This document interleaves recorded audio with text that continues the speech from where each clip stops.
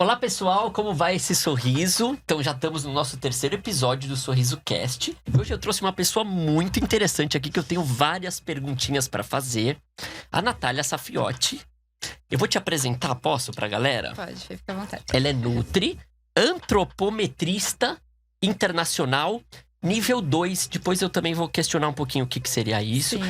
Ela estava no consultório, a gente estava falando um pouquinho de biopedância. Ela falou, não é bem isso, então a gente vai destrinchar um pouquinho isso daí. Uhum. Ela também tem uma pós-graduação, está fazendo a pós-graduação em nutrição comportamental e clínica. Isso meio voltada para atletas, pelo que eu entendi, ou para... Essa pós não tanto, é mais o meu doutorado. Certo. E temos você está fazendo o doutorado Isso. em que questão? Na área de ciências do sistema músculo-esquelético. Ah, tá. Que essa aqui é mais voltada para... Na área do esporte. Você consegue fazer doutorado e pós-graduação ao mesmo tempo? É possível. Ah, legal. Também Tem que manejar o tempo, mas é possível, sim. Legal, muito bom. Pós-apresentação, podemos virar a folha pra gente depois começar a fazer as nossas perguntas. Eu queria saber como que a nutrição entrou na tua vida? Por que você escolheu ser nutricionista?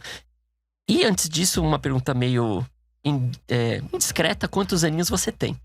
Perfeito. Bom, eu tenho 26 anos. E eu escolhi a nutrição muito pela minha história. Então, eu fui obesa infantil. Eu não sei se você já sabia disso. Você tinha me falado da última vez que a gente se falou, mas eu não entrei muito nos detalhes. Então, eu tive obesidade infantil. Com menos de 15 anos, eu cheguei a pesar mais de 100 quilos.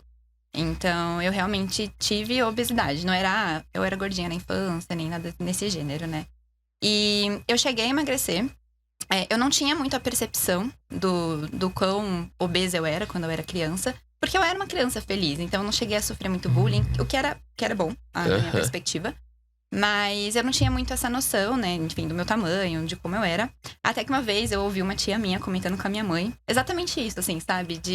A Natália sabe o tamanho que ela tem e tal. Foi uma coisa assim que eu fiquei... Por que ela tá perguntando isso pra minha mãe, né? Que estranho.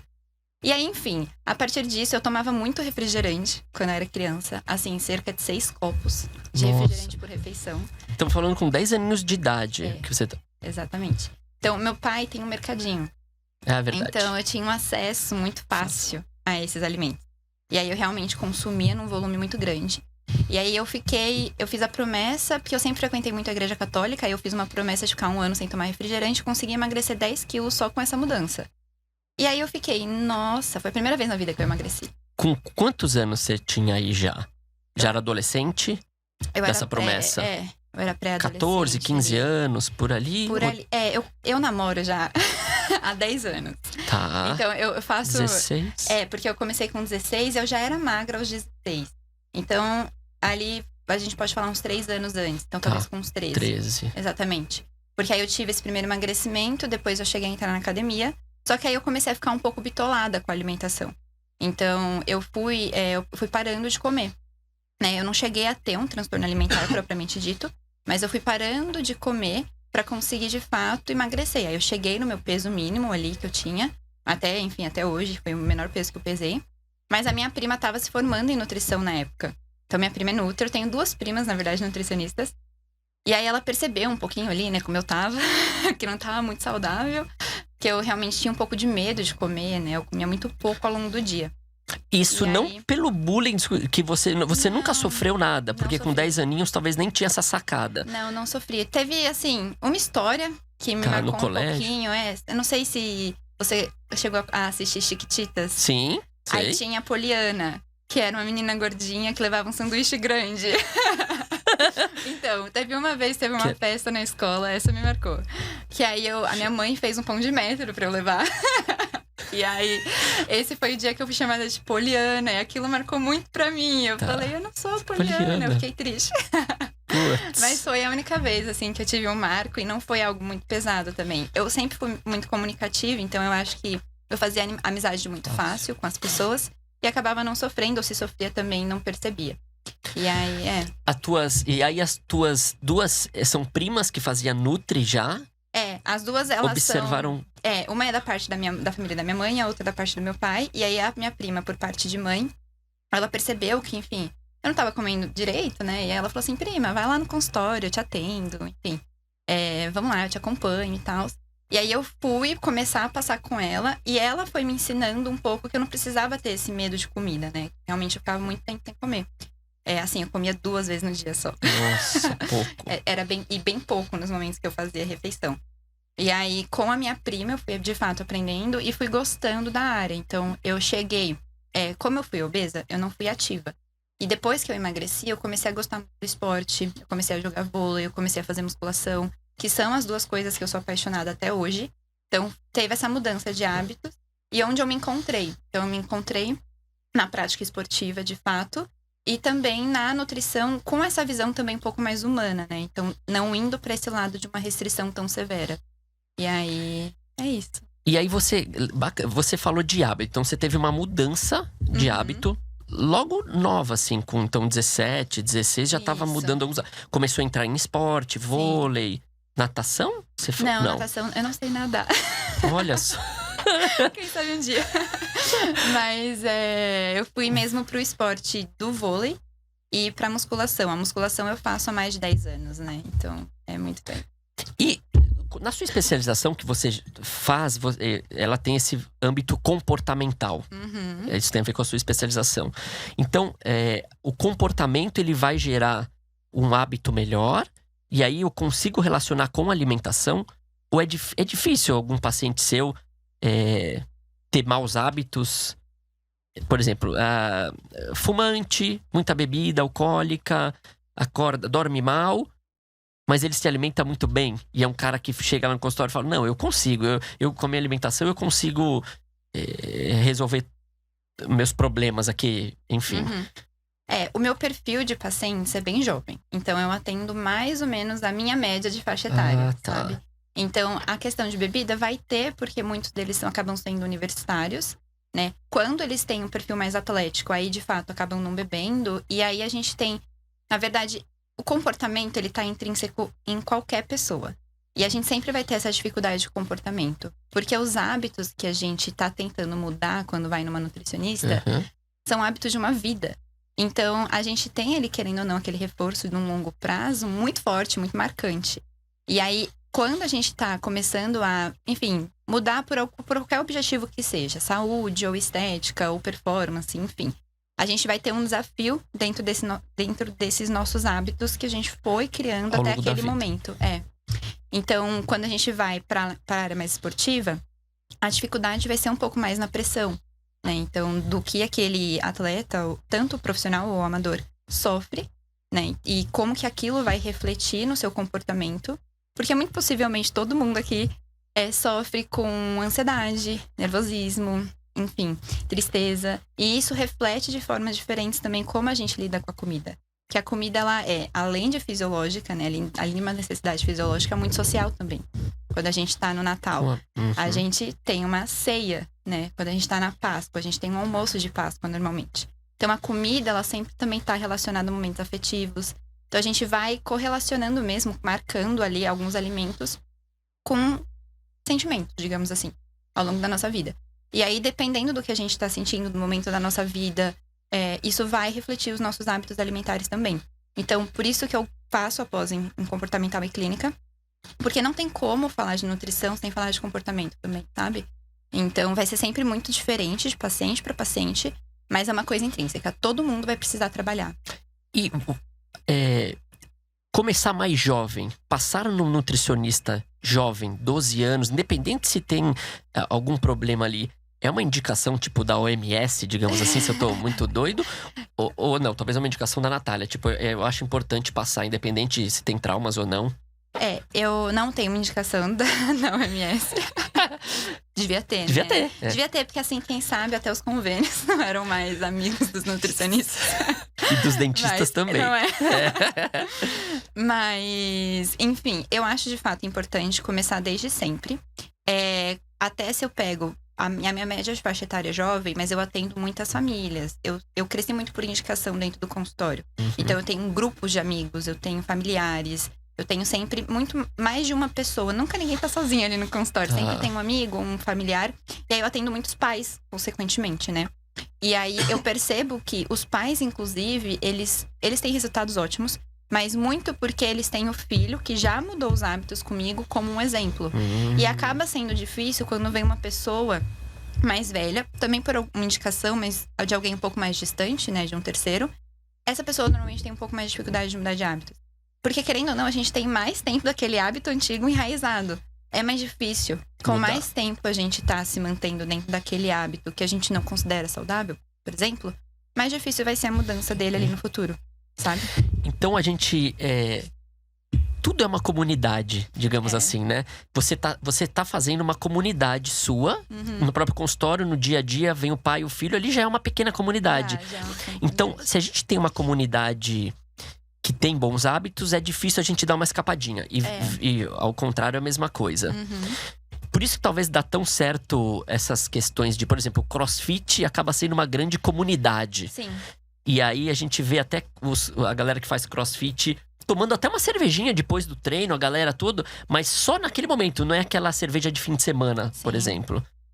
Sim. Isso faz relação. Eu acho o ser humano muito coletivo, né? Então, a gente tá... Eu acho que é muito mais fácil, na verdade, a gente começar uma mudança até de hábitos de atividade física, hábitos alimentares, se a gente tem um apoio, se a gente tem alguém que tá caminhando junto naquela nossa trajetória, sabe? Muitos pacientes, quando não gostam de atividade física, por exemplo, musculação, é muito individual. Então, já é um esporte ali, ou na verdade uma atividade física, que poucas pessoas gostam. Porque é você sozinho ali, enfim, e tem um pouquinho daquela comparação, é um ambiente um pouco mais... Uma pressão estética muito forte. E aí, quando você vai... E é importante você conseguir desassociar esse peso da atividade física para que ela se torne um hábito de fato também. Porque a alimentação saudável, a gente fala, parece uma expressão muito romântica, eu acho, né? Todo mundo fala, alimentação saudável. Igual faça atividade física. Parece tão simples, mas a gente sabe que não tá é. tão distante, na verdade, né? A gente sabe que não é. Então, dentro dessa prática da atividade física de fato, hoje a gente tem muito em alta o beach tênis, por exemplo, que também é uma atividade um pouco mais coletiva. Então, a gente sempre tem esportes, eu acho, pelo menos, que esses esportes coletivos, eles ajudam muito mais. Ou até, inclusive, esportes que são individuais, mas que você pratica com outras pessoas, por exemplo, o pole dance, que também nas mulheres popularizou muito, né? Então é algo individual, mas você tem lá o seu grupo de mulheres e aquilo também é muito mais fácil e quebra um pouco essa necessidade estética como na musculação, por exemplo. Tipo uma zumba, Uma também, zumba né? também. Que às vezes As aulas, né, que a gente tem dentro da ajudam academia. bastante. Ajudam. A procura, sempre para quem quer emagrecer, sempre é estética. Raramente vai ser alguém chega lá, eu tô bem, mas eu quero procurar um nutricionista para comer melhor, me habituar melhor. Existe. Não é tão raro, ainda bem. Não é tão raro, existe. Mas acaba que ou a pessoa, ela acabou desenvolvendo alguma doença. E aí aquilo, sabe, a conta tá chegando. E, pela idade, geralmente. E aí toma um pouquinho de susto e fala, não, vou começar a cuidar de mim, começar a cuidar da minha saúde. Ou é por estética. E aí dentro é que tudo vem, por exemplo... hoje eu já tenho realmente... Um perfil de paciente muito específico, né? Então, como eu vou crescendo da indicação, eu tenho pessoas que chegam até mim porque já sabem como eu trabalho.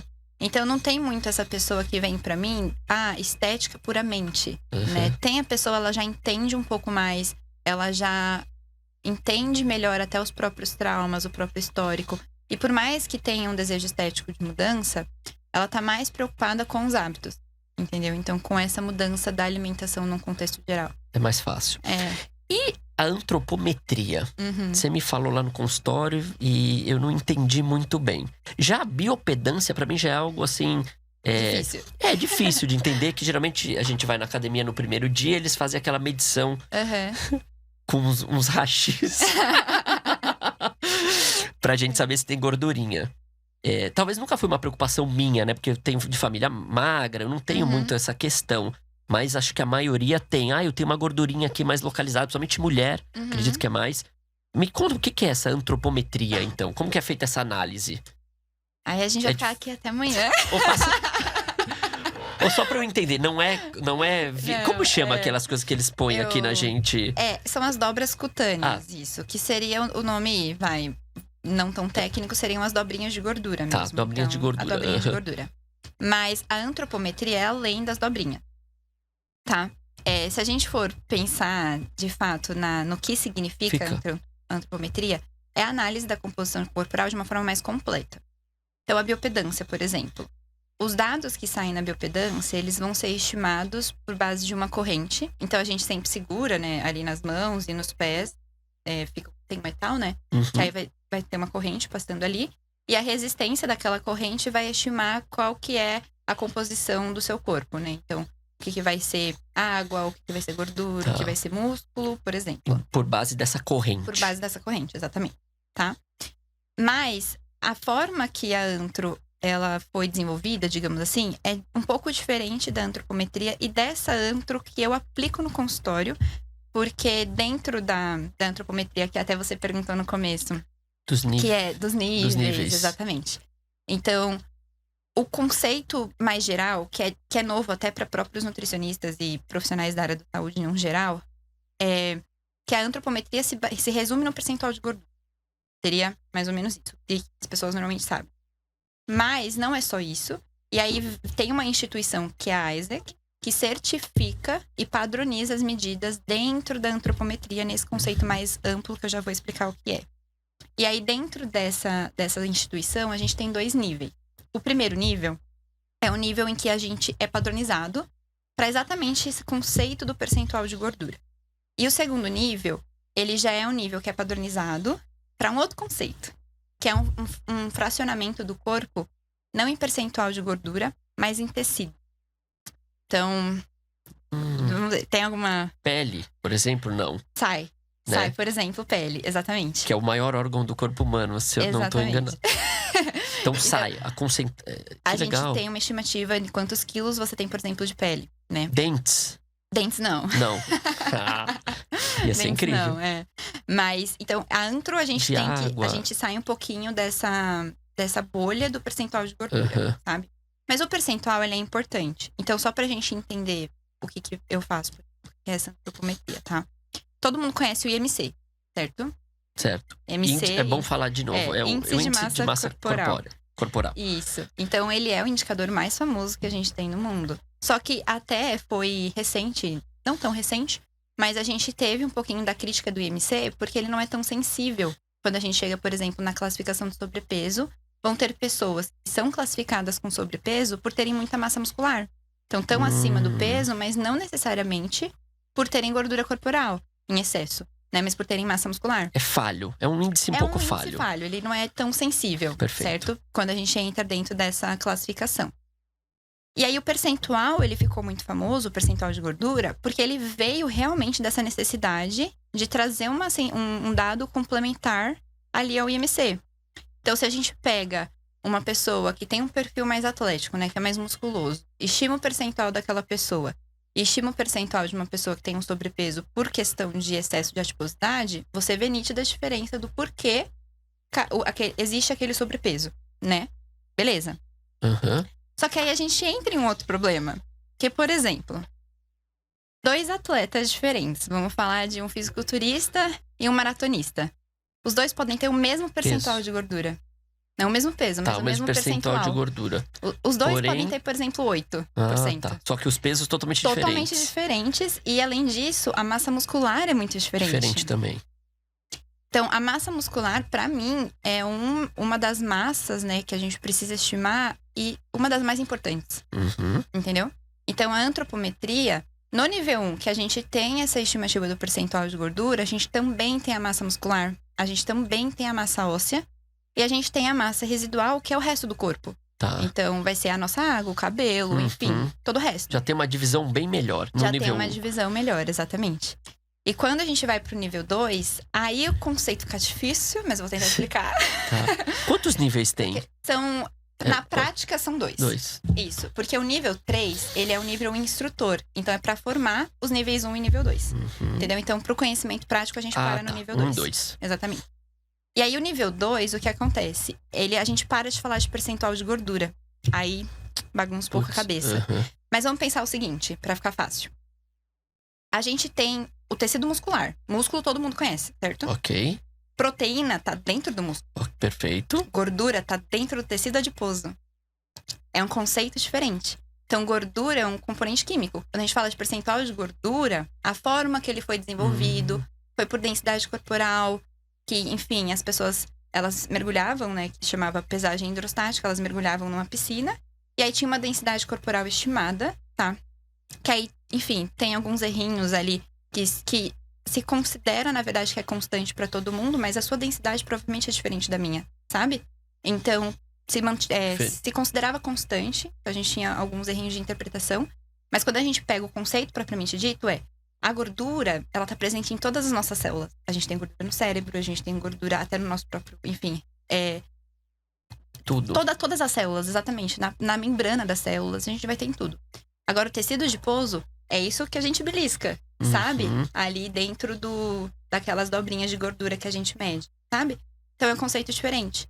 E aí, dentro desses tecidos do nível 2, gordura, a gente não tem esses métodos indiretos. Que foi, pesar o corpo, ver a densidade, ou passar uma corrente. A gente vai ter o quê? O fracionamento dos tecidos direto pela dissecação de cadáver.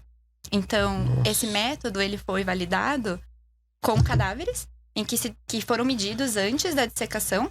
E aí, depois se dissecaram esses cadáveres, por isso que a gente tem pele. Então, foi separado. Isso aqui é pele pesado. Isso daqui é o tecido de gordura. Então, esse tecido que a gente belisca, né? O tecido embaixo da pele. Esse daqui já é o tecido muscular. Esse daqui já é o tecido ósseo. E a massa residual também tá lá escrito. O que tem nessa massa? Um pouquinho de cartilagem. Vai ter, de fato, né, cabelo, essas outras coisas. Vai ter um pouquinho de gordura visceral. Então, lá tem a descrição de exatamente o que a gente tá medindo, sabe? Então, Nossa, é bem diferente. preciso. Bem legal. É bem legal. Os atletas, em geral, então, ficam super fascinados. Ainda mais fisiculturistas, acho que precisam disso, vamos dizer assim. Dentro da área do fisiculturismo, o fisiculturismo ele é mais estético, né? Então, não fiquem bravos comigo. Tá. Mas o fisiculturismo, ele tem o julgamento, né? Enfim, a competição, Ela é ela é estética. estética. Então, é pelos olhos. Acaba que, ao meu ver, até a importância de um acompanhamento dentro do fisiculturismo não precisa necessariamente desse nível 2. O nível 2, ele é importante para esportes de alta performance outros. Aqueles que a gente vê nas Olimpíadas, por exemplo. Entendeu? Porque aí, a gente tem vários indicadores legais nesse nível 2. Que eu amo de paixão. Por exemplo, a gente tem... Todo mundo acha que... Não todo mundo, mas algumas pessoas que acompanham talvez alguns esportes específicos já ouviu falar de envergadura. Que é a distância dos braços abertos. Então, a gente tem o índice envergadura. Que vai ser importante para goleiro. Vai ser importante para jogador de basquete. Nadador, talvez. Nadador. Vai ser importante... O que mais que eu tinha? Para lutador. Então, a gente às vezes vê no MMA eles sendo medidos assim. Certo. Exatamente, porque aí você dá um soco de uma forma mais distante e você tem um comprimento de braço maior, né? Então, essas proporções corporais, a gente estuda no nível 2. Então, para esportes de alto rendimento, a gente vai pensar num atleta de atletismo, comprimento das pernas. A proporção entre tronco e perna vai ser importante, sabe? Então, tudo isso a gente vê no nível 2, o que é muito legal. A genética facilita, mas eu não consigo modificar com o Não. tempo nada, nem milímetros e milímetros, até é possível. Assim, se a gente pensa, na verdade, nessas proporções corporais, a genética tem Forte. um papel muito importante. O que a gente consegue fazer, por exemplo, isso também é uma coisa que eu sou fascinada dentro da antropometria mesmo, que a gente até tem um pouquinho no nível 1 também, que é uma escala que foi desenvolvida, que é uma escala de proporcionalidade, e ela chama escala Phantom. Phantom vem de fantasma, né? Então, ela é uma média de milhares de pessoas dentro dessa escala, que a gente vai ter desvio padrão. Então, para não complicar muito, a gente tem Uma a média, e aí a pessoa pode estar para a direita ou para a esquerda dessa média. E aí, se ela tiver à esquerda, ela está abaixo dessa média, se ela tiver à direita, ela está acima. A gente consegue colocar dentro dessa escala uma medida sua, por exemplo, e comparar você comigo. Porque se a gente for fazer de uma forma direta, quantos centímetros você tem de braço e quanto eu tenho? A gente difere em altura, a gente difere em sexo. Então, a gente pode fazer um paralelo dessa escala com um quilo, com um metro. É realmente uma unidade de medida ali dentro da antropometria. Legal. E aí, se eu coloco um atleta, vamos pensar, você quer ser um nadador profissional. Aí você chega pra mim no consultório. Eu consigo pegar dentro de artigos que a gente tenha de revisão e que avaliaram a composição corporal desses atletas nadadores e colocar a sua medida para ser comparada com a média daqueles nadadores. E aí, ali a gente tá falando do que é plástico, né? Do que muda. Então, como que tá a distância das suas dobrinhas de gordura em comparação a esses atletas. Você tem mais dobrinha, por exemplo, abdominal. Então, vamos trabalhar para reduzir a gordura dentro dessa região, para você se aproximar mais do perfil desses atletas, que é onde é o seu objetivo, entendeu? É performar Então, ali. Exatamente. Dentro do que é gordura e músculo, a gente consegue mudar. O que é osso, fica mais difícil. Então, já começam a te procurar, alguns atletas já é do teu dia a dia ali, além de uma nutricionista familiar ali, que você faz também. Que são as duas coisas que eu amo. Você gosta tanto dessa questão do jovem, mudar, que você muda o pai, deve ser uma delícia, a mãe, a família. Sim. Quanto aquele específico, eu quero…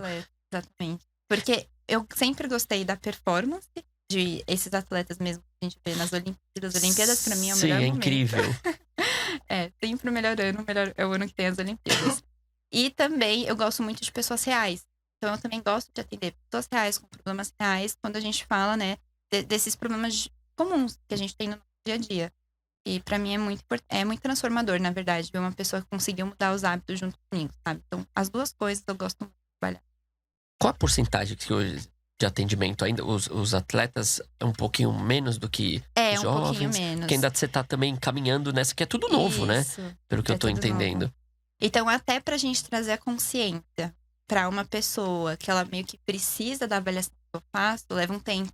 Porque eles não estão já com esse conhecimento fácil na cabeça. Tipo, a avaliação que a Nath faz, ela Nunca é diferente. Nunca fizeram, exatamente. É muito novo. Essa instituição, a Isaac, ela inclusive, a gente tem que ter orgulho, porque ela nasceu no Brasil. Olha em Brasília. Que legal. Ela tinha outro nome quando ela surgiu, né? Enfim, era o nome em inglês, a sigla é IGWK. Antes de ser Isaac. E aí veio em Brasília, surgiu em Brasília. E só depois se transformou a Isaac, que é hoje. E isso veio ali nos anos 2000. Então é uma coisa muito nova. É muito nova. É que realmente ela veio, na minha visão, para padronizar. Porque a gente tem hoje protocolos muito diferentes entre si. É difícil para a prática nutricional a gente falar, tá, o que eu… Sabe? Isso gera um pouquinho de fator de confusão. E a Isaac falou, tá, vamos montar um protocolo único. E vamos pesquisar com esses protocolos. Vamos aplicar esse protocolo padronizado agora e trazer mais referências para eles. Então, até hoje, eu tenho muito desejo, como pesquisadora também, né? Eu tenho meu doutorado, que não é nessa área. Mas eu adoraria contribuir com essa área dentro da pesquisa também. Porque eu sinto essa necessidade de trazer mais dados. As escalas que eu uso no consultório, por exemplo… Quando é atleta, a gente tem alguns… Por exemplo, o jiu-jitsu, que é brasileiro, a gente tem dados com atletas brasileiros. Mais fácil. Mas alguns a gente não tem. Para a população geral, a escala é argentina. Claro que assim já facilita um pouco ser da América Latina. Mas é sempre legal a gente ter as próprias escalas. Exato.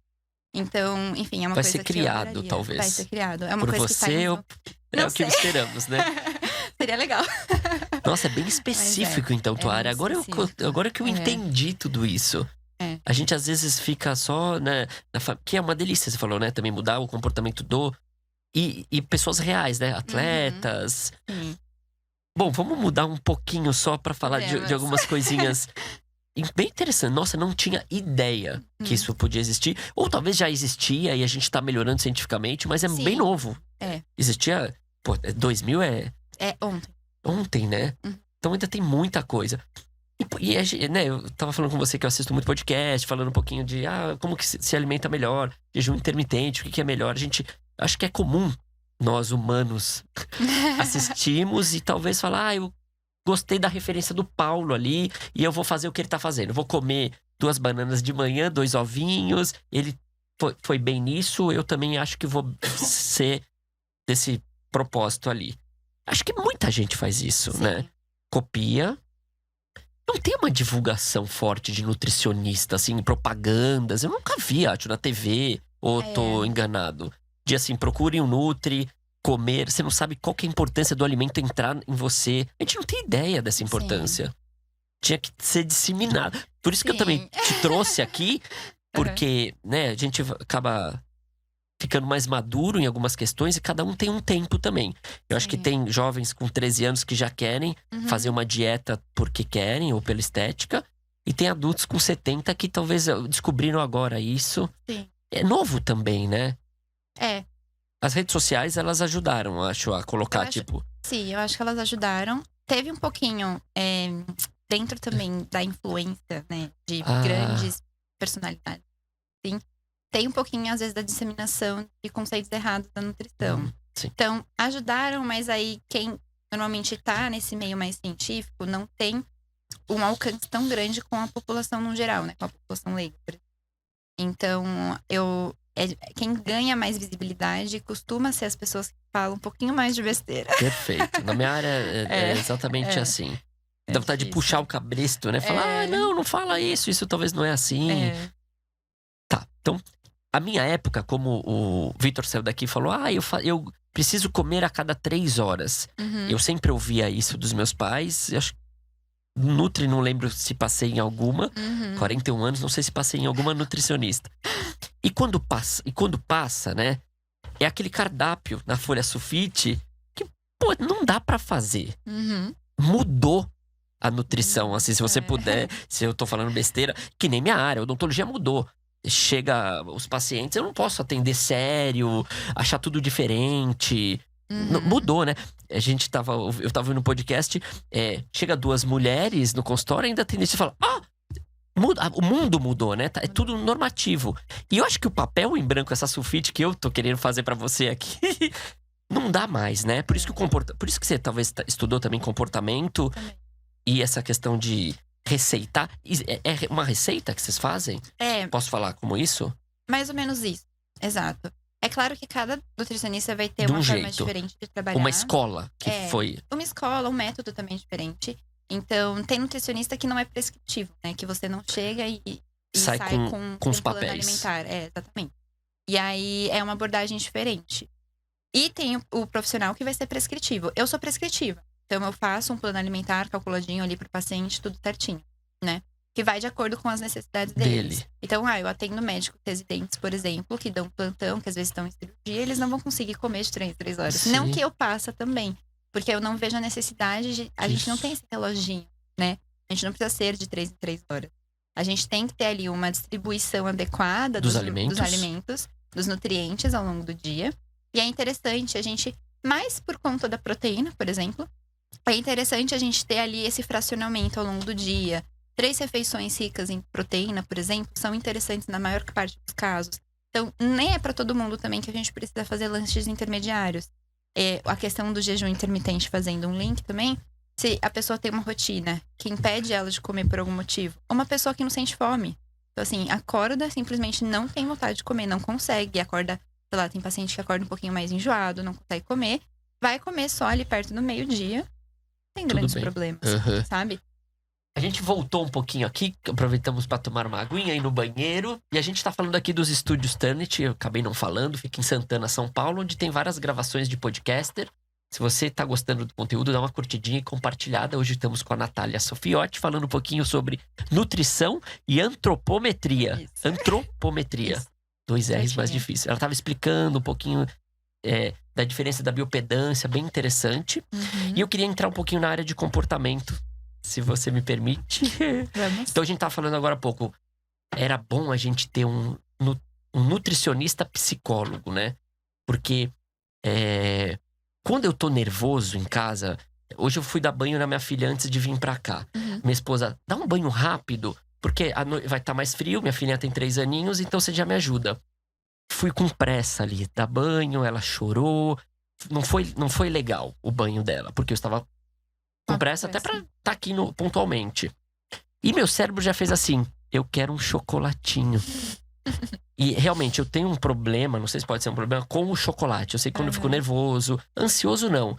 Mas é incrível, o meio amargo mesmo, que eu gosto bastante. E a galera condena o açúcar. Óbvio, eu também sou dentista, não posso falar bem do açúcar. Mas cada indivíduo às vezes pode, né? Colocar na dieta, às vezes, um chocolatinho meio amargo depois do almoço. Sim. Não é um crime, eu não vou perder minha academia da semana que eu fiz. Às vezes é possível. Até uma dica aqui, né? Que eu tava assim, eu falei assim, eu parei de beber, já tenho 7 meses. Difícil, porque viver em comunidade hoje, com 41 anos, todos os amigos bebem, né? Socialmente, fim de semana. E cortar o álcool, eu frequento muito a praia. aquele barulhinho do abrir a cerveja ali da praia, ele consome o nosso cérebro. E é difícil, mas às vezes a gente… Eu tava falando, precisa, talvez ser um pouco bitolado. Não vou ficar sem um período e depois eu vou tentar sentir o sabor. E quando você sente o sabor de novo, foi horrível. Não sei se algum paciente já deu esse toque pra você também. Ou você já fez alguma coisa parecida? Então, é que aí depende muito da pessoa. Tá? Vou falar isso várias vezes. Não, tudo bem, porque depende. Depende muito da pessoa, porque tem pessoas, por exemplo, que vão conseguir escolher um determinado chocolate e vão conseguir comer uma porção pequena que foi estipulada pra ela consumir todo dia.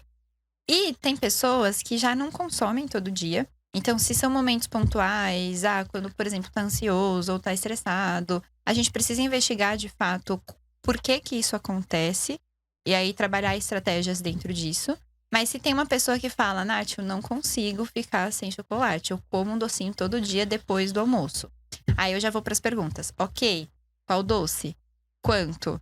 E aí, dentro disso, se a quantidade e o doce que é consumido tá tranquilo, porque ao mesmo tempo não precisa ser um chocolate meio amargo, sabe? Porque se esse chocolate meio amargo, ele não formatar a vontade de doce da pessoa, não come ajuda. Uma barra, come 2. Não ajuda. Porque aí ela vai consumir aquilo e vai ficar… Não era o que eu queria. Então, é importante também ter essa vontade saciada, sabe? Só que aí dentro dessa vontade, estabelecer qual que vai ser o limite, qual que vai ser o acordo ali entre nós, sabe? Na hora do atendimento mesmo. E aí, tem pacientes… A gente tem vários docinhos que a porção unitária tem 100 calorias. Então, um sonho de valsa não, aquele ouro branco, sabe? A gente consegue várias barrinhas de chocolate unitárias que vende… É que agora algumas mudaram. Não sei porque as marcas fizeram isso com os Nutris. Que ficaram maiores as porções. Mas antes tinha aqueles lá, que tá diamante negro, pequenininho. Pequenos. Exato, agora tá grandinho. Aumentaram o tamanho. Mas antes também tinha ali cerca de 100 calorias. A maior parte de uma fileirinha, né, que vem unitário assim embalado, vai ter 100 calorias. Tem vários docinhos hoje. Tem alguns que tem até porções menores, inferiores a 100. E isso é muito tranquilo de encaixar no dia a dia. Normalmente, com grande parte dos pacientes que sentem essa necessidade, eu entro no acordo com eles de, ok, então qual é o tipo de chocolate que você consegue consumir? Eu sempre falo, a gente tem que ter um começo, meio e fim em uma embalagem. Então, assim, evitar barras. Se for comprar barra, então você vai dividir essa fileira e você vai separar essa fileira, sei lá, passar num papel filme ali, né? E deixar tudo separadinho. Deixar tudo separado. Pra ter essa percepção de que eu começo, né? Eu continuo e finalizo dentro daquela porção que eu estabeleci antes. Essa é uma boa dica, hein? Que dica de ouro. Porque senão a gente pega a barra inteira, quebra e fala, putz, quebrou um pouquinho errado aqui esse outro quadradinho. Assim eu vou quebrar aqui pra arrumar, né? Deixar bonitinho aqui guardado. Sempre tem um pouquinho. A gente tem muitos mecanismos ali de autossabotagem ao longo do nosso dia. E dependendo também do que a gente tá passando, isso vai ser favorecido ou não, né?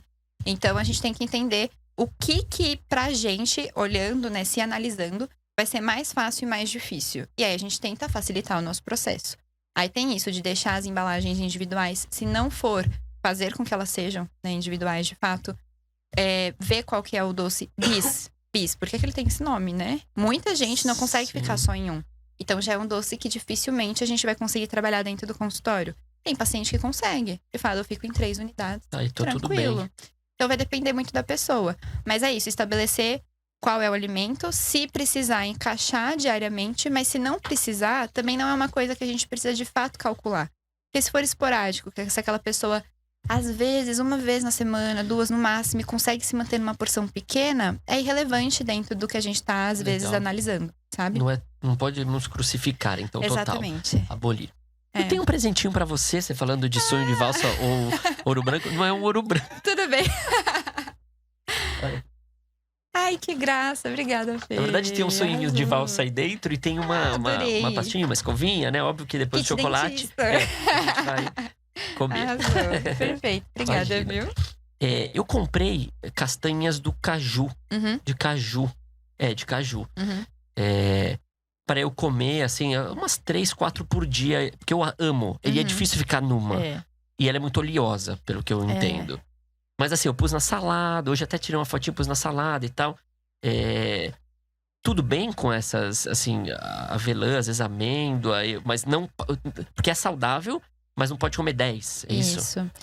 As oleaginosas, né, que é o grupo, ou nuts, enfim, que é esse grupo de alimentos, elas são difíceis de encaixar na maioria do plano pela essa falta de controle que a gente costuma ter com elas.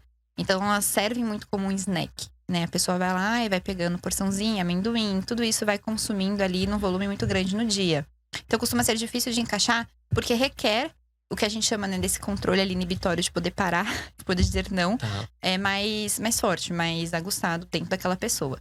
Então, normalmente, eu não costumo encaixar para os pacientes, mas também se são porções pequenas, aquela pessoa consegue se controlar e tudo mais, dá para delimitar uma porção e aquela pessoa consegue comer, enfim, consegue ter no plano. Porque tem, de fato, é saudável, tem alguns fitoquímicos interessantes dentro das castanhas, né, dentro desse grupo de alimentos, mas também elas não fazem milagre sozinha, né? A gente tem que ter todo um contexto alimentar ali que tá propício também para que, enfim, aquela alimentação seja de fato funcional, digamos assim, né? Que é uma expressão que a gente tem também. Falta bastante fibra na nossa alimentação? Muito. A maior parte das pessoas não consome fibra suficiente. E se eu cortar uma laranja, eu comecei a fazer isso também. Eu acho que eu nunca abri uma laranja, sempre filho de mamãe, por 30 anos, ela sempre traz a laranja cortada. Aí casa, a esposa é totalmente diferente da mamãe. Então hoje eu corto uma laranja e como uma laranja inteira. Com bagaço. Com bagaço. Legal. E eu não sou muito do suco de laranja. Ótimo também. Então, e às vezes eu de manhã, até antes de treinar, ou depois eu como uma laranja pensando na vitamina C ali. Não sei se tem muita vitamina C uma laranja ou pouquíssima, eu tô me enganando. Não, tem bastante quando a gente pensa em concentração em comparação a outros alimentos também, né? Então, é sempre esse comparativo. Não que uma laranja vai bater a sua recomendação diária. Tá. Mas ajuda. Kiwi também, às vezes Os cítricos, de uma forma geral, a gente pode... Ajudam bastante. Isso. Você sabe que tem um contraponto, né? O paciente que às vezes chupa limão, às vezes no consultório aparece isso. E até eu descobri que o paciente pega o sal, põe no limão e chupa, que aquilo dá uma sensação de prazer pra ele, ele já tá com muita sensibilidade. Porque a gente condena um pouco o shot de limão na manhã. A gente podia até falar um pouco sobre isso, que é uma pergunta que eu sempre quis fazer. Porque nós, dentistas, condenamos. Shot de limão matinal, gengibre, o gin do fim de semana, que vai ser o gin com gengibre. Tudo é cítrico. Tanto é que hoje, há uma epidemia de lesões cervicais, que são lesões na base do dente, devido aos alimentos cítricos. Tem até um professor, o Paulo Vieira, incrível, que fez uma camiseta Vida Saudável, olha isso, Boca Doente. É pesada a camiseta. Polêmica. Porque a gente caminha os jovens, às vezes, por essa questão de estética. Então eu tô esteticamente legal, eu tô com uma roupa legal, tô na minha comunidade, só que é fechado, né, a nossa cavidade oral. Diferente do corpo, do bíceps e tal, que todo mundo tá vendo, é gordinho, não é magrinho. Então tá tendo uma epidemia mesmo dessa concentração de acidez, junto com o bruxismo, que já é uma questão psicológica. Sim. Eu não sei se as nutris sabiam ou estão cientes disso. Não, sabia. É algo que a gente tá estudando bastante, quem faz muito restauração estética, que sou eu assim. A gente vê as lesões não cariosas como uma epidemia ao invés da cárie. Mudou todo o jogo. Claro, se eu for em periferias, a cárie ainda é um problema mundial. Só que, devido à alimentação, a gente tá tendo algumas lesões que não tínhamos. Interessante. Até pra jogar junto com o Nutri. E é muito importante essa multidisciplinaridade. Psicólogo, Nutri e dentista. Físio e fono ali, por exemplo. Sim. É algo até legal pra gente depois tentar ver se trabalha junto, assim. Porque eu acho que tem bastante a ver com a nossa profissão. O shot de limão. Cada paciente também vai ser individualizado. Isso é saudável? Assim, não tem necessidade nenhuma, pra ser sincera. Então, assim, não traz benefícios adicionais. Então, quando a gente pensa, é uma das modinhas que a gente teve na nutrição, igual o óleo de coco, que até teve a modinha de adicionar o óleo de coco no café, não sei se chegou pra você. Não. Que é saudável, o coco seria, né? Seria, em teoria. Em teoria seria. Até o shotzinho que a gente teria com cúrcuma, né? Enfim, shot de imunidade. Vinagre, às vezes tem gente que mistura vinagre. Muitas coisas. Cada dia acho que surge um shot novo. De um blogueiro falando. E uma promessa nova. Mas não precisa. Porque até se a gente for falar da própria alimentação, assim, porque nem sei, nem lembro exatamente por que do shot com limão. Se é questão de alcalinizar alguma coisa, nem lembro. Mas, enfim. Também não sei, mas a gente nem recrimina lembro, bastante. Nem lembro o motivo exatamente. Porque é uma coisa realmente que não é necessária. Nosso estômago, ele é muito ácido. Então, qualquer coisa que vai chegar lá, sabe? Ele faz bem o trabalho. Ele faz exatamente o trabalho dele. Então, é difícil a gente mudar de forma significativa, né, o pH que a gente vai ter no nosso organismo ou no nosso sangue, por exemplo. Inclusive, a gente não tocou no assunto, mas pH é o estudo do meu doutorado. Ah, ótimo. Então, eu avalio a influência das alterações de pH no metabolismo ósseo, né? Então, na nossa saúde óssea. E aí, enfim, aí já é um aspecto muito diferente, mas para mudar o pH é muito difícil. Eu induzo por suplementação de substâncias específicas e ainda tem um teste de exercício super forte para também induzir ali uma alteração de pH intramuscular. E a gente sempre trabalha dentro de um limite humano, porque o nosso corpo, ele trabalha dentro de um equilíbrio, ele tá neutralizando os ácidos, enfim, ele tá ali realmente exercendo o papel dele da homeostase, né, do equilíbrio. Uhum. Então, tudo isso vai ser assim na nossa vida. A alimentação, ela não tem esse poder, sabe? Então, assim, quando a gente fala de alimentação saudável, por isso que eu citei antes, é um contexto.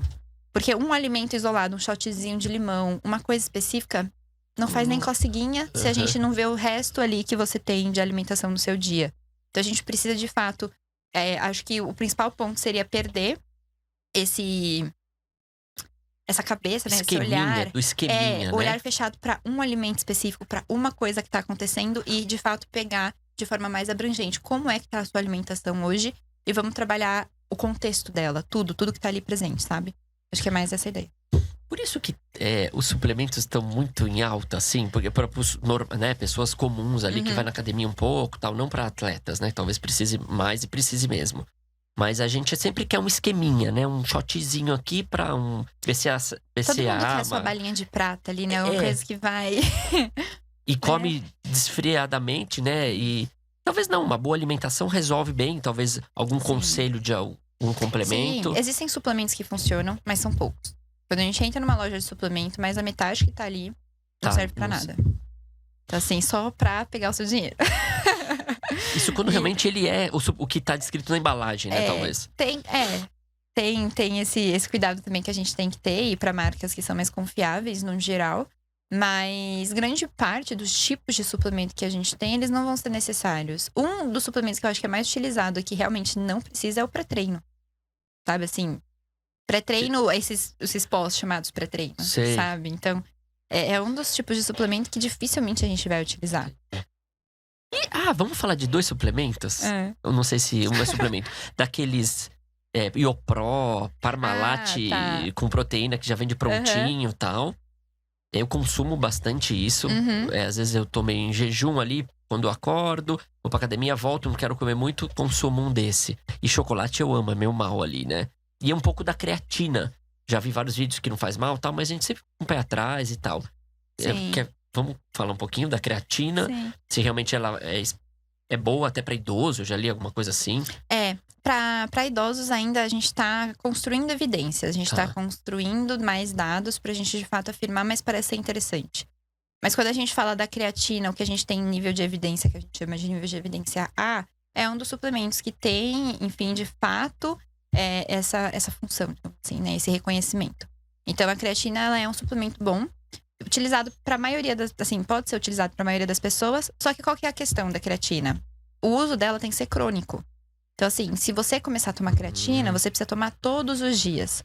Independente se você treina ou se você não treina. Entendi. E também tem esportes que são melhor beneficiados ali pela creatina do que outros. Então, tem esportes que não vão fazer tanto sentido ali, se a gente for falar… Da funcionalidade, exato, da creatina. Para algumas pessoas não vão fazer sentido em comparação a outras. Mas se começar, que é uma das coisas que as pessoas às vezes esquecem, porque é isso, pré-treino às vezes vão conter muitas substâncias, por exemplo, creatina, que não é para ser tomada só antes do treino. Você tem que tomar todo dia. Porque aí você tem que encher o seu estoque, digamos assim, de creatina no corpo, para ela começar a fazer efeito. E aí você tem que manter esse estoque alto. E aí, se você toma só antes de treinar, você não subiu esse estoque. Que demora até um tempo pra você aumentar esse estoque e, de fato, acontecer. Então tem que ter só esses cuidados com os tipos de suplemento, porque cada um vai ter um papel diferente. A cafeína é um outro suplemento muito bom. E a cafeína a gente pode chamar de pré-treino. E a cafeína a gente toma de forma aguda, né? Então a ingestão ali de, vou tomar aqui agora e vou, enfim, fazer atividade física ali, vou… Ler um livro, sei lá. Trabalhar. Vou pra musculação. Mas… E ela ainda tem ela demora um tempo, então… A cafeína a gente precisa tomar pelo menos ali com meia hora de antecedência antes da atividade física.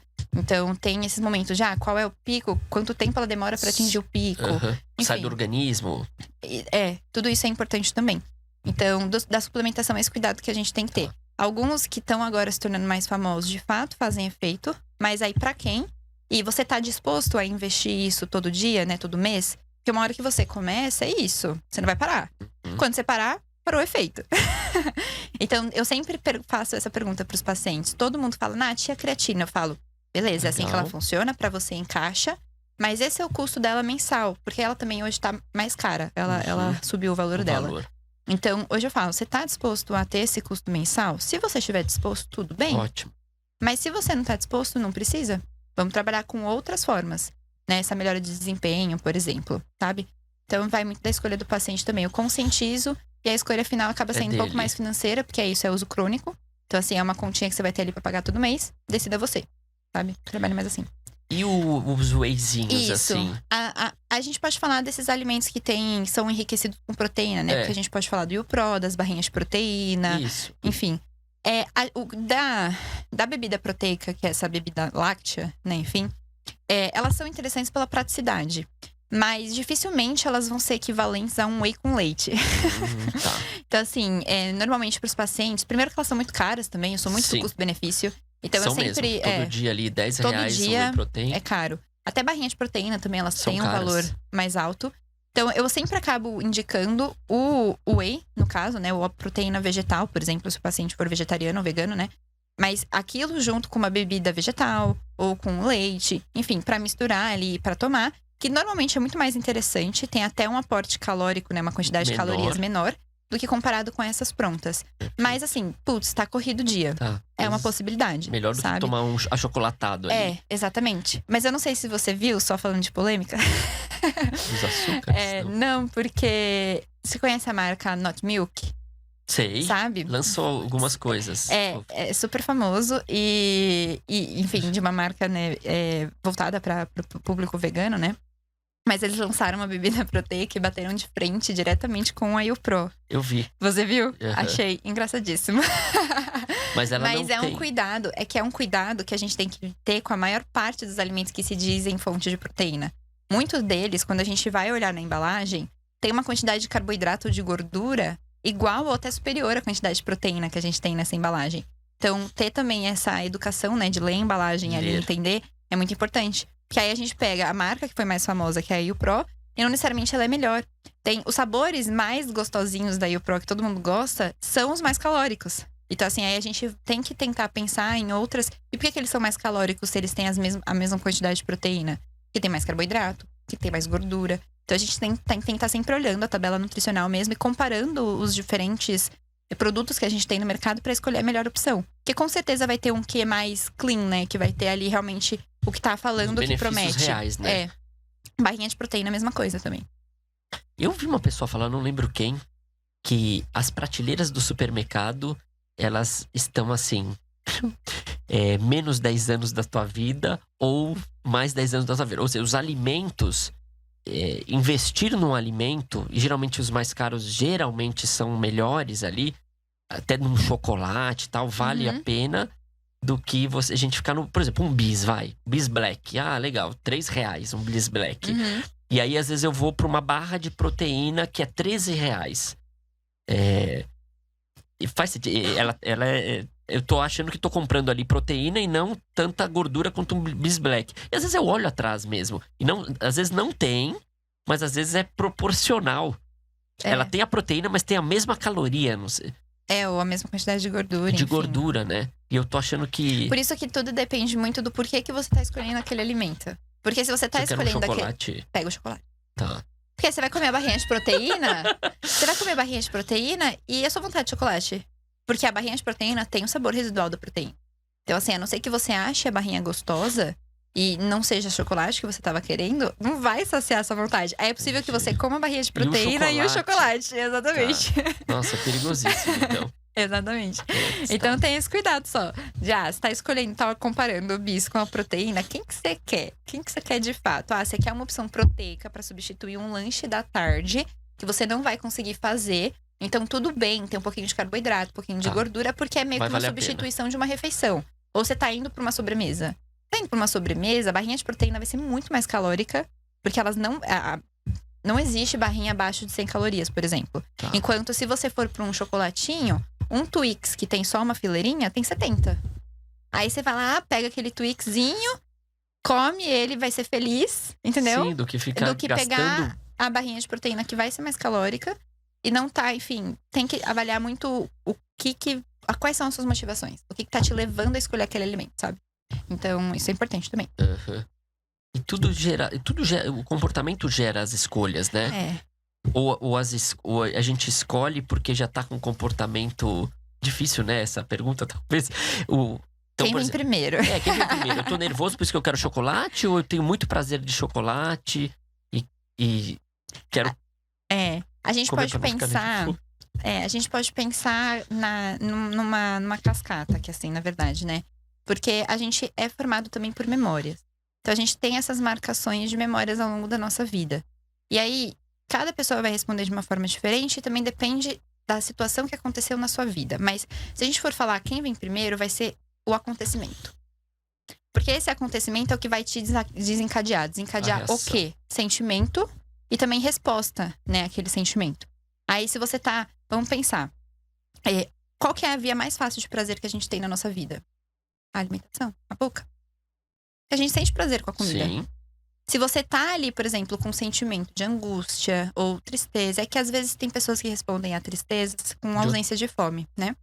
Mas tem gente que vai responder comendo. E é isso, é um pouquinho individual de como que essa pessoa responde em relação aos sentimentos dela. Mas a gente vai ter ali uma falta de prazer. A gente pode resumir assim de uma forma geral. E aí você vai buscar um prazer. Como? Grande parte das pessoas comendo. O quê? Depende da sua história. Porque às vezes você pode falar que pra mim, assim, você tá acostumado a comer um chocolate. Aham.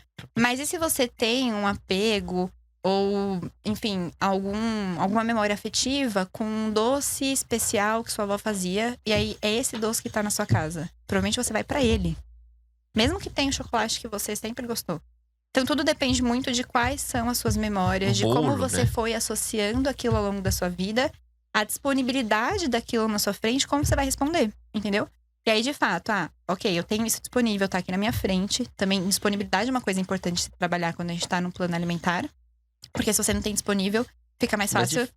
Fica mais difícil não consumir, mais fácil seguir o plano, né? Mas se a gente tem ali disponível, vai ter muito desse seu próprio contexto por trás, né? E induzindo ali a sua escolha. Mas o que vem primeiro é o acontecimento. Então, o que aconteceu na sua vida. E aí, saber interpretar aquilo que aconteceu é uma coisa que eu trabalho muito com os pacientes também. Ok, é uma coisa determinada aconteceu na sua vida. Você foi e buscou ou tá buscando, né? Comer alguma coisa, tá abrindo a geladeira 20 vezes. Né? Porque aí a gente também já trabalhou um pouco a disponibilidade, de não ter aquilo disponível. Então, você tá ali buscando a geladeira, você tá vendo que você tá tendo uma impulsão, né? Você tá indo pra um comer de uma forma mais impulsiva. Para e pensa. O que aconteceu? Por que eu tô assim? Beleza, eu tô assim porque estou nervoso. O que te acalma? Vamos ir pra esse processo de autoconhecimento? Vamos entender, então, ok, o que eu faço que me acalma? Acho que entra aí, agora que entra aquele negócio que a gente conversou um pouquinho desse Nutri-Psi, sabe? Porque a gente precisa, de certa forma, estimular um pouco o nosso paciente a refletir sobre a sua própria história e o que funciona pra ele. Porque pode ter paciente que vai relaxar, que vai ficar tranquilo, às vezes trabalhando no próprio carro, porque é um paciente que gosta, né? Então vai lá, trabalhar no meu carro, fazer umas coisas no meu carro me tranquiliza. Ou um paciente que gosta de tocar violão. Ou um paciente que gosta de cantar, ou de fazer yoga. É diferente. Pra cada um ali vai ser diferente o que aquela pessoa pode substituir o comportamento alimentar. Exatamente. Exatamente. A própria respiração, a meditação, talvez, né? Que é uma coisa que, por exemplo, comigo funciona. Tá, você eu normalmente ansiosa, tal. Eu sou ansiosa. Qual que é o seu, E- o seu mal ali de É alimentar? ansiedade. Não, Aí, é doce, salgado? Que é mais doce. doce? Porque também pelo meu histórico, aí vem né, da minha história, então, por ter sempre disponível o mercado do meu pai. Uhum. Eu sempre tive muita Acesso. muito, muito, muito. Então, eu tive, por exemplo, bis pra mim não funciona. E aí é muito do que eu consigo naquela hora, né? Eu vou sempre pra. Tem alimentos específicos pra mim vão ser mais fáceis em determinados períodos, depois não funciona, eu troco. Mas assim, basicamente pra mim o que funciona hoje, aqueles quadradinhos unitários, sabe? Sei, Tipo da Cacau Show. sei. São Exato. fininhos e… Fininhos, quadradinhos ali. Porque eu me forço a dar mais de uma mordida nele bonitinho. E eu já separo 2 ali pra mim. E é o doce hoje que mais funciona pra mim, sabe? Ou, se não for ele, o ouro branco, né? O bombonzinho ali. Aham. Mas o bombom eu separo pra quando eu tô de fato mais formiguinha. É uma coisa Tá. que eu tenho pouca disponibilidade em casa. E aí, ok, meu pai tem um mercadinho dele. Eu tento estabelecer um limite do que é o do meu pai e o que é meu. Às vezes não é tão fácil assim. Porque o mercadinho é na frente de casa. Então, E a despensa lá? É recheada sua? não, da minha casa não. Mas digamos que eu tenho uma despensa ali fora de casa. Porque Tem isso tudo também ali, né? da minha casa, a gente não é acostumado a fazer mercado. Por conta do mercadinho do meu pai, Tá, pega lá. a gente vai lá. Puta, isso é Exato, perigosíssimo. é muito perigoso. Todo dia a gente vai lá. Ah, precisa fazer um arroz. Pega lá. Você passa em todos os Em das todos tentações. os lugares. E aí, o primeiro corredor que eu sempre tive, quando eu era criança, era o corredor de doce, né? Mas hoje, por exemplo, eu não como bolacha nem nada disso, porque é uma coisa que eu comi tanto na infância, que eu não vejo necessidade nenhuma hoje. Mas ainda o doce é o que mais me pega. Gosto muito de salgado, mas o doce ainda é o mais desafiador pra mim hoje. E aí, eu vou sempre me entendendo e vendo qual que é o meu limite ali dentro dos doces que eu tenho. O bis, pra mim, sempre foi o mais problemático. É meio que o gatilho que eu tinha ali pra comer muito, sabe? Então é uma coisa que eu já Quanto tempo você não vê um bis? não sei dizer. É, porque você deve ter recuado total ali, Total, né? faz tanto tempo que eu não sei nem te dizer, Legal, exatamente. porque é algo que até é bom ter distância. É. Então, isso é legal, né? Isso, tem alimentos que é isso, a gente vai tentar se entender e nem sempre a gente vai conseguir lidar com ele e aceitar isso, que aí tá dentro desse equilíbrio também de quando eu estou me restringindo de um determinado alimento, né, de forma saudável, porque é isso, ok, eu não consumo bis, eu não consumo bolacha, eu não consumo salgadinho, mas eu tenho um histórico por isso. Aham. Estou feliz no momento também, estou feliz também. Mas eu consigo comer o meu chocolatinho da Cacau Show ou o meu ouro branco e ficar no ouro branco. Então, porque aí o ouro branco também, ele me permite 3 mordidas. Eu preciso de 3. Aham. Que aí resolve. Sabe? Que aí resolve o meu problema. Então, é mais ou menos isso. É tentar entender qual é a nossa necessidade que a gente busca e resolver aquilo ali dentro dos alimentos específicos. E a volta é fatal a volta. Por exemplo, se eu ponho aqui, é Natal, Aham. se tá 4 anos sem bis, eu ponho e você fala, hoje eu vou comer meu bis. Aí você começa a comer. É. Você acha que o gosto já pode ser que também não te satisfaça mais? Eu confesso que hoje eu não tenho vontade. Tá, legal. Entendi. O tempo passou e você já olha aquilo um pouco diferente. Já olho um pouco diferente. Então, assim, hoje eu não tenho tanta vontade. Tipo, eu olho pra um bis, eu falo, mas aí eu não arrisco também. Então, não sei, né, se tem um psicólogo me analisando, o quão isso vem dessa influência, né? Mas é a mesma coisa com bolacha. Eu já tive, ao longo da minha vida, muitas dificuldades, até por esse histórico, né? Eu falei que eu não cheguei a ter transtorno alimentar, mas mas eu não tive. Eu fiquei no pezinho de uma anorexia. Mas o que eu tive, de fato, que é difícil de diagnosticar, é a compulsão alimentar. Porque muita gente fala que tem, mas não tem o transtorno propriamente dito. Porque o transtorno da compulsão, você não para, entendeu? Então, assim, você tem alguns sinais ali, você pode consumir várias coisas além. Você normalmente tem um alimento gatilho, mas você consome muito mais, de fato. Você passa mal, você fica com dor de barriga, você tem diarreia, você tem um sentimento de culpa, de frustração, de incapacidade muito grande. Essa compulsão eu tive. Tive por um período da minha vida. Eu tava entrando na faculdade, inclusive, e era uma coisa que minha prima não sabia, né? Minha prima que era nutri, porque é difícil a gente falar sobre isso. Então eu tinha com quem? Era com o bis. O maldito bis. Então eu tinha com ele o início de tudo, mas eu não parava de comer. E aí eu começava com ele, eu comia tudo que tinha na minha casa de uma forma totalmente. Ceia. E eu passava mal. E aí, como eu misturava salgado com doce, eu ficava com muita dor de barriga depois. Eu cheguei a faltar já na faculdade. Aí eu precisei avisar uma amiga minha, porque eu tava com muita dor, muita dor. Eu ficava com uma dor muito forte. Então, assim, eu também nem diagnostico propriamente dito, porque a gente depende de frequência, quantas vezes isso acontece na semana, analisar de uma forma mais concreta. Mas olhando pra trás, eu vejo também que eu talvez tenha ficado com esse pezinho. Então, tem alguns alimentos que eu prefiro nem tentar, sabe? Porque eu estou bem também na forma que eu tô hoje. Então, eu sei hoje onde é que tá o meu equilíbrio. O meu equilíbrio tá aqui. Então, eu fico no meu campinho de segurança. E eu consigo ser feliz. Então, eu consigo...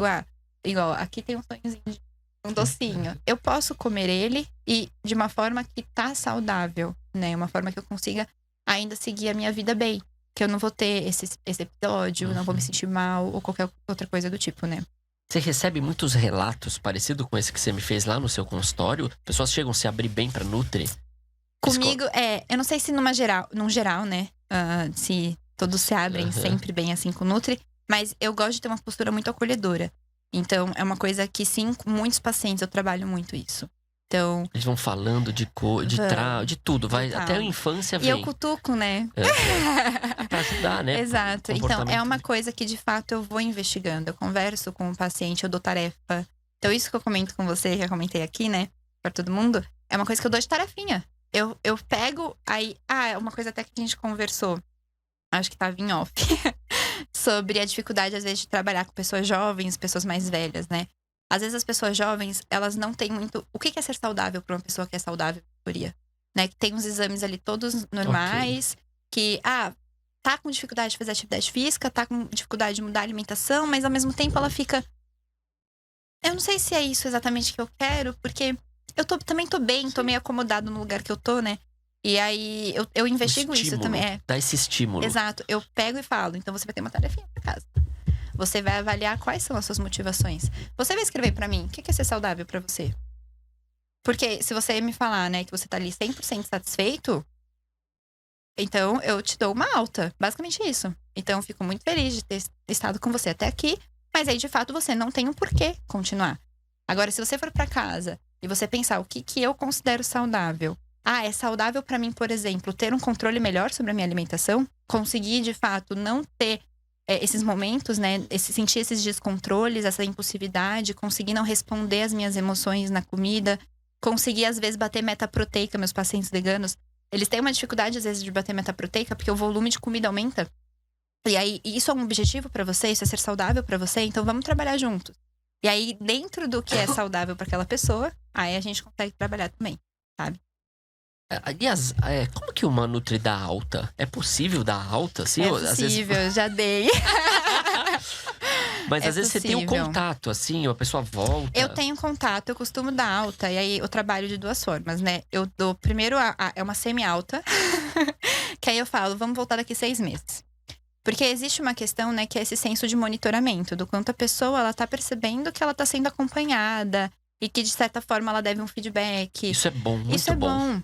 Exato. Então, mas eu sempre tô muito alinhada com o objetivo daquele paciente. Porque o nutricionista não é, por exemplo, um ser humano emagrecedor. Então, às vezes, tem indivíduos que chegam pra mim no consultório. Eu tenho um exemplo muito claro da última alta que eu dei. Que aí é uma paciente que chegou pra mim, ela fazia parte de um sistema de pontuação. Eu não sei se você já viu pessoas que contavam pontos. Eu já vi isso. Já viu? Exato. Então, ela veio desse sistema de pontuação, ela veio com muito medo. Porque ela sabia o ponto de tudo. Ela ficava, nossa, mas eu posso leite com manga. Ela não sabia que ela podia consumir leite com manga, enfim. E ela foi aprendendo, né, junto comigo. A gente teve um trabalho bem de formiguinha pra entender esses comportamentos, pra explicar pra ela e tudo mais. Ela tinha um objetivo específico ali, que era entrar numa calça, por exemplo, sabe? Só que aí, ao mesmo tempo, ela foi fazer uma viagem pra cidade dos pais dela, que os pais dela são italianos, então ela foi pra Itália. E pra ela, aquilo tudo se ressignificou. Então, ela voltou daquela viagem, ela já não via exatamente o motivo de entrar naquela calça. Ela é modelo, ela é linda, maravilhosa. É uma paciente mais velha, que é modelo. Então, ela é mãe de uma outra paciente. E ela falou, Nath, agora eu tô feliz. Eu me encontrei no meu lugar. Eu sei o que eu preciso comer. Ela vinha também comendo pouca proteína. Indivíduos mais velhos, né, tem uma dificuldade de consumir a proteína necessária. E a gente tá perdendo massa muscular. Então, é um cuidado também muito grande que eu tenho no consultório. E aí, ela conseguiu ajustar bonitinho, comendo a quantidade proteica dela certinha, ela tinha esse cuidado. Tudo o que era importante ali pra ela, na questão de ser saudável, ela já tinha ajustado. Ajustado o controle de comer a quantidade de sementes, né, de nuts, enfim. Tudo isso ela já sabia a quantidade que era adequada pra ela. Ela tava saudável. Ela só precisava ser feliz. Entendeu? Então, assim, enquanto ela ainda ficava, Nath, eu quero muito entrar naquela calça, eu falava, tá bom, mas assim, então a gente vai trabalhar num outro âmbito aqui, que é a atividade física, porque da sua alimentação eu não desço mais. Então, assim, não vou ficar apertando sua alimentação. Eu tenho esse mínimo aqui de atividade de nutrientes, que é o que você vai estar saudável. E aí ela foi, fez atividade física, começou a gostar da atividade física, ressignificou a atividade física pra ela, ela não se via sem atividade física mais.